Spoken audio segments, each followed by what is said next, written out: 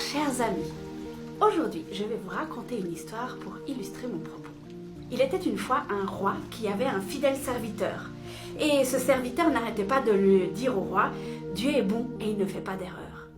Le roi, il écoutait ça que d'une oreille. Mais voilà qu'un jour, ils sont partis à la chasse.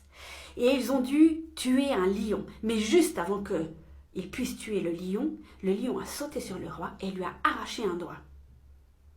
Pendant que le serviteur soignait son roi, il lui a dit « Dieu est bon et il ne fait pas d'erreur ». Le roi s'est mis dans une colère mais internationale parce qu'il s'est dit « Dis donc, t'es qui toi? Regarde, il me manque un doigt. Tu crois quand même pas que je vais dire que Dieu est bon et qu'il ne fait pas d'erreur ?» Et aussitôt, il a mis son serviteur en prison. Mais dans sa prison, le serviteur continuait à dire « Dieu est bon et il ne fait pas d'erreur ». Un jour, le roi est reparti à la chasse. Mais ce jour-là, il n'est pas tombé sur un lion. Il est tombé sur une tribu qu'il a capturée. Et dans cette tribu, ils avaient une particularité, ils faisaient des sacrifices humains.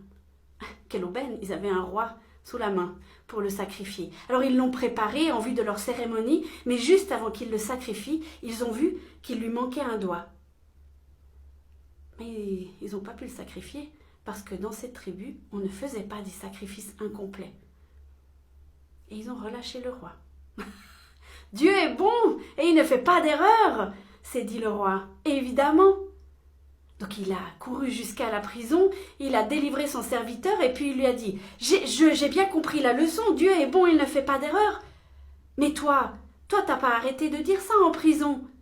Comment tu peux dire que Dieu est bon et il ne fait pas d'erreur ?»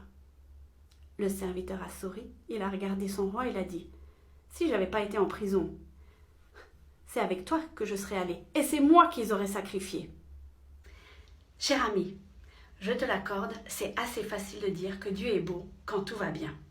Souvent quand ça commence à aller de travers, il y a une pensée qui s'installe en nous très rapidement. Si Dieu était bon, pourquoi est-ce qu'il me fait passer par là? La petite histoire que je vous ai racontée au début, elle prête assez à sourire. Puis quand on a toute l'histoire, on se dit « Ah ben évidemment, heureusement qu'on lui a arraché un doigt, heureusement qu'il a mis le serviteur en prison. » Et on avait toute l'histoire. Eh bien, quand on a des difficultés, quand on a des épreuves, quand on a vraiment des choses par lesquelles on doit passer qui peuvent être affreuses, on n'a pas toute l'histoire. On ne sait pas ce qui va arriver. Et surtout, on ne sait pas pourquoi. Alors, peut-être qu'on n'aura jamais d'explication. Peut-être qu'on aura une explication, mais des années après. Je crois qu'à un moment donné, il faut accepter qu'on n'est pas tout seul. Eh ouais, grande nouvelle, hein? Et que ce qui nous arrive dans notre vie peut parfois servir à d'autres.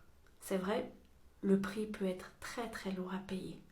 Et ça peut être tellement difficile, tellement compliqué, mais on ne connaît pas la finalité, on n'a pas toute l'histoire. Je crois aussi que la bonté de Dieu, il faut la travailler, il faut l'intégrer, il faut la digérer, il faut la chercher et il faut vraiment s'imprégner de cette bonté, mais le faire quand ça va bien. Parce que quand ça va mal, comment est-ce que vous voulez faire si vous ne l'avez pas appris avant?